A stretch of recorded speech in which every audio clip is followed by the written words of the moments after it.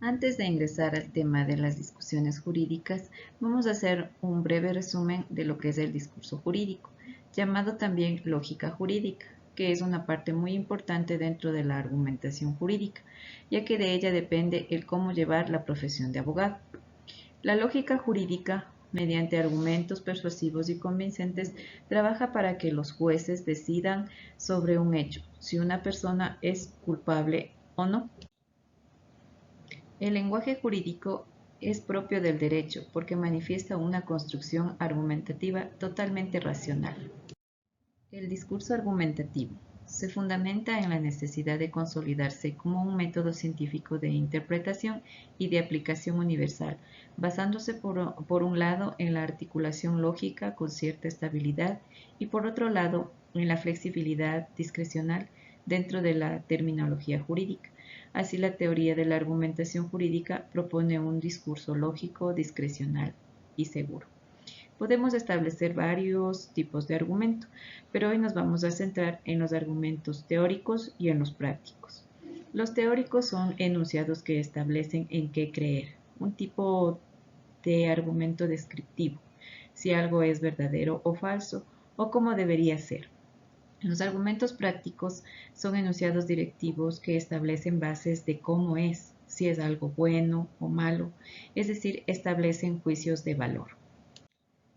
Estos argumentos se caracterizan porque la conclusión nace de la conectividad de dos premisas.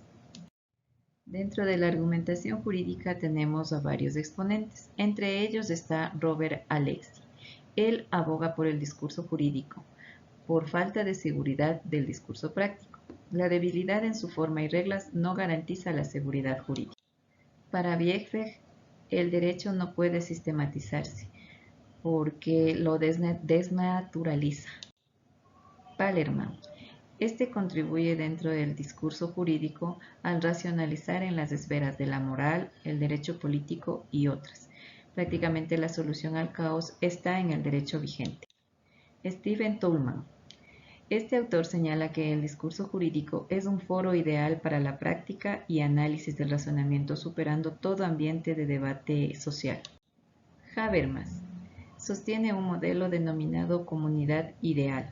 Propone una teoría consensual. Robert Alexy parte del concepto de argumentación de Habermas, que se basa en la fuerza que tenga el lenguaje usado en la argumentación.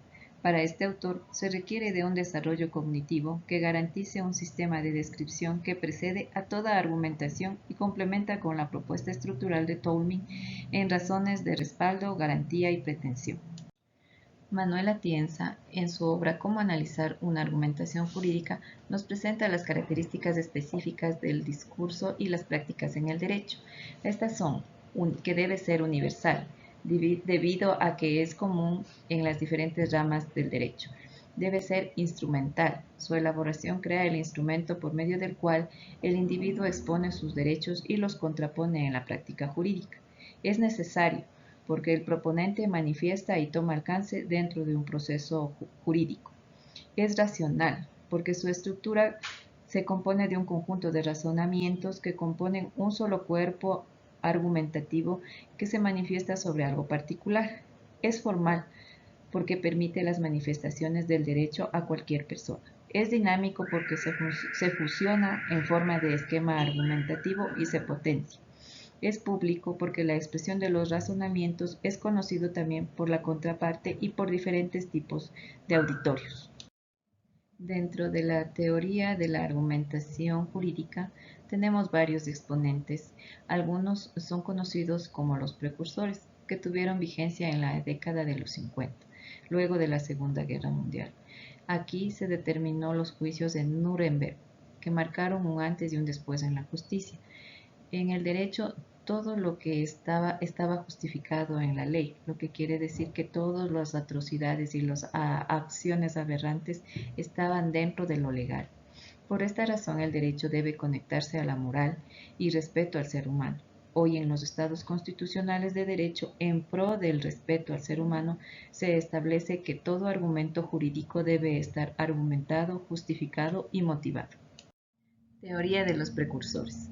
Para Biegbeg, en su obra Tópica y Jurisprudencia, él defiende la idea de que el razonamiento jurídico no puede verse como un razonamiento deductivo para resolver los problemas, ya que no permite una interpretación clara de la norma. La ley, la dogmática y el precedente cumplen un papel muy importante en la argumentación jurídica. Se puede valer de la jurisprudencia para argumentar. Palerman, en su Tratado de la Argumentación, priorizó la retórica. Es la idea del debate a través del discurso argumentativo, cuyo objetivo principal es el de persuadir al auditorio. En su estructura podemos encontrar tres elementos que intervienen: el orador, el discurso y el auditorio. Él reconoce tres tipos de auditorios: el universal, particular y personal, y establece la corrección de premisas y lograr un convencimiento al auditorio. Tolmin propone en su obra Lógica informal del argumento jurídico y encamina hacia un enfoque procedimental dialéctico mediante la operación de una lógica operativa y la estructuración de un razonamiento jurídico, denominándola jurisprudencia generalizada a través de la práctica. La argumentación jurídica tiene que ver con la forma en que se piensa. El argumento da la magnitud del apoyo a la pretensión. La argumentación jurídica tiene tres elementos que la respalden. La aseveración debe ser susceptible de comprobación. Debe haber una garantía del cumplimiento que respalde esa aseveración y un concepto de refutación. Teoría estándar. Los autores de la década de los 70 enfatizan que la argumentación jurídica requiere de muchos recursos más, además de la lógica. Para McCormick, la lógica deductiva no permite una justificación de las decisiones judiciales en los casos difíciles, para los cuales no basta un razonamiento lógico. De haber otro tipo de elementos establecidos dentro del contexto argumentativo que debe tener bases de racionalidad. Para Manuel Atienza, en la teoría jurídica, establece que definir la argumentación es muy difícil por ser ambigua. Se focaliza en las argumentaciones llevadas por los tribunales superiores y en los problemas de interpretación. Se centra también en el discurso justificativo de los juristas, dejando de lado los elementos de tipo explicativo sociológico, psicológico y antropológico. La tesis del caso especial de Robert Alexy es una teoría procedimental que se la acepta si, solo si, puede ser el resultado de un procedimiento. Para fundamentar los recursos del discurso práctico racional general, se fundamenta en tres razones. 1. La discusión jurídica y la argumentación práctica en cuestiones obligatorias, prohibidas o permitidas. 2.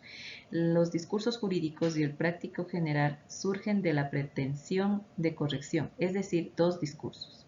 3. La pretensión de corrección del discurso jurídico es distinta a la del discurso práctico general. Se refiere a lo considerado como correcto en las bases del orden jurídico y vigente, fijado autoritativa o institucionalmente. Es decir, la argumentación jurídica se vincula a los precedentes y leyes observando el sistema de derecho elaborado por la dogmática jurídica. Contempla la dialéctica, que es la confrontación a través del diálogo de la verdad. Este autor, en definitiva, observa la creación de normas estatales, el procedimiento y la argumentación jurídica, y el proceso judicial como elementos de decisión. Los procedimientos judiciales. Para Neumann y Kaufmann, ellos sostienen que en los procedimientos judiciales la teoría del discurso no es tan clara, ya que por varias razones, como la institucionalización de los procesos judiciales y la argumentación jurídica, pasan a ser juicios convenientes y no justos. Además, las partes se convierten en fuentes de información y no como participantes del discurso. Alexy señala que lo principal del asunto es que las partes presenten argumentos que aspiran a ser correctos, aunque de manera subjetiva solo trabajen para sus intereses. Habermas sostiene que un discurso que desde la perspectiva del juez sirve para obtener un juicio imparcial. El discurso moral y argumentación jurídica. Habermas señala que la corrección de la teoría del caso especial denomina al discurso práctico general como discurso moral, como la universalización, es decir, si puede justificarse, toma en cuenta a todos, es decir, a las de tipo ético, político y pragmático.